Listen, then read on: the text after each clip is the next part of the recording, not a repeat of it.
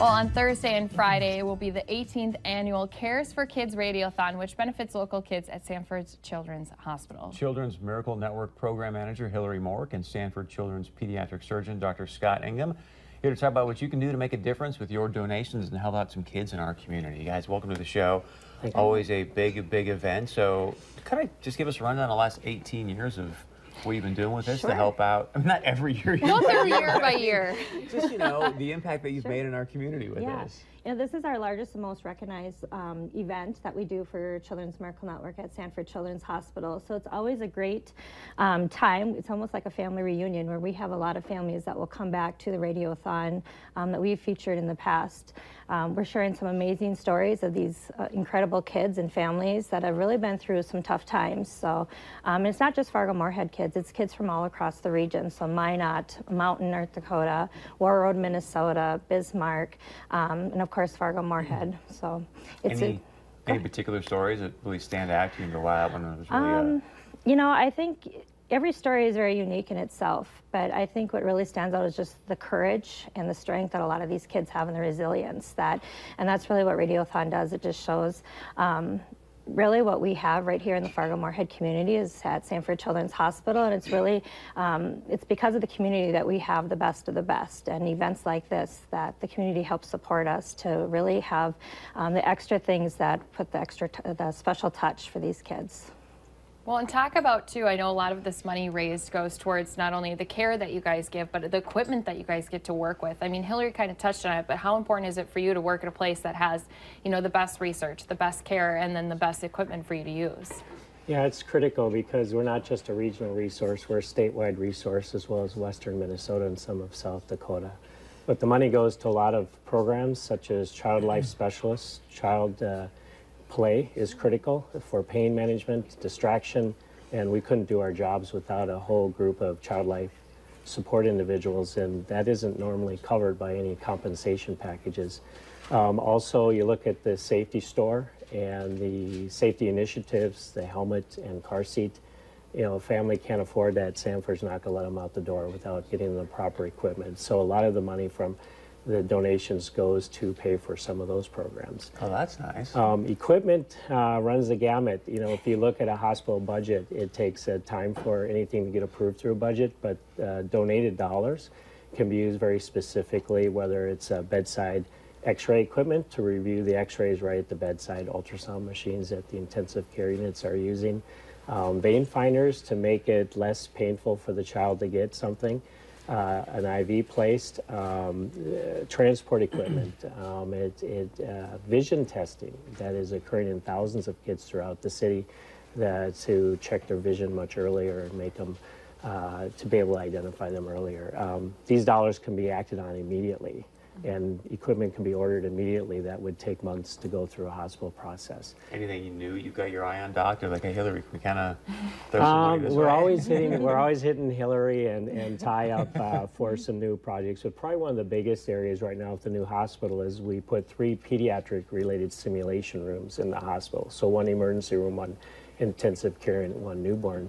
And that now allows us to practice cases on mannequins that were purchased with donated monies, in addition to the rooms that cost $50,000 to $75,000 just to equip. So now we can actually practice events and safety-related issues or replay a safety issue to assure the public and our patients that we're on our best game, that when they show up, we're not practicing, we practice before you've come, and now we can do the best job possible. And then one other area is not just the tutors that are helping the students stay on task, but is palliative care. We provide palliative care for families that are likely going to lose a child in labor and delivery or shortly after, and that's kind of one of those unfunded mandates. It's critical for us to do, but it's really not compensated through a normal mechanism, and these parents need support and their families need support, and that's fully supported by donated dollars. Wow. and the bereavement process with the chaplains to carry them through that difficult recovery time. Wow. Wow. Thank you for sharing that. That's a big deal. So we're going to tell you how you can help out right after this. Stay with us.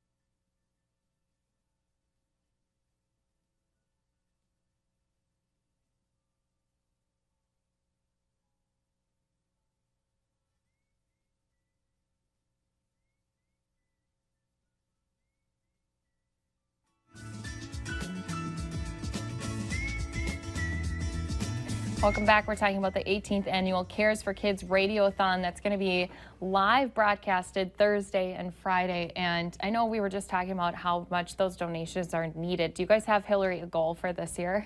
Well, we're always wanting to beat last year's goal, but we're looking at to hit over the $160,000 mark. Wow. So fingers crossed. It's got to help a lot of families, I would presume. Absolutely, you know, and Dr. Ingham talked a lot about our special programs, but it's also those special tools that our child life specialists use. So we're looking at getting some pretty cool virtual reality goggles that we use during procedures.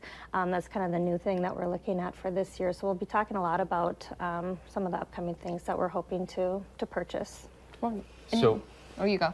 Obvious question. What were we going to say? You probably have a better question than I No, do. you go first. So how do people help out? I mean... Well, tune in. We're on 194 and Froggy 99.9 tomorrow morning. You can call in to 478-KIDS, or you can also text KIDS to 35270. I think one of the big things, you guys mentioned it before, but this, once you do have a child that's in care in your hands, you guys become family, and it's more than just while they're there. It's afterwards. I'm sure you have some patients who you still stay in touch with, or when you see them, you can't help but smile.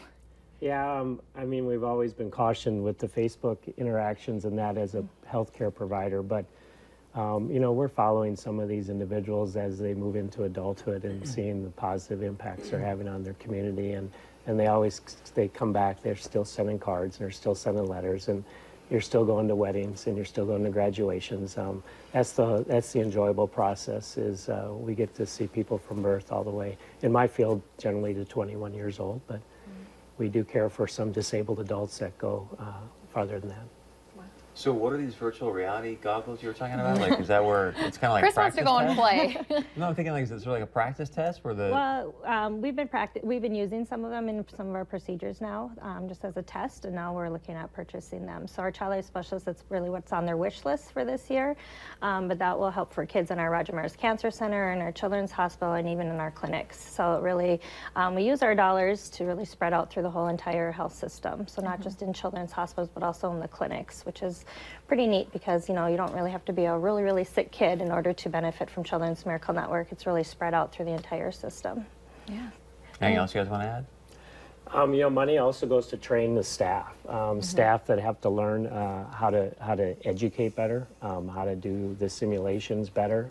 So we do take trips to other hospital facilities, look at best practice, and monies have supported that, so that we can bring that best practice back to North Dakota. Good stuff, you guys. Good luck tomorrow. Thank you. What's the goal again? Over 160,000. All right, get ready to text, pick up the phone tomorrow, and stick around when we come back. Auntie Ashley, we're going to be crafting right after this.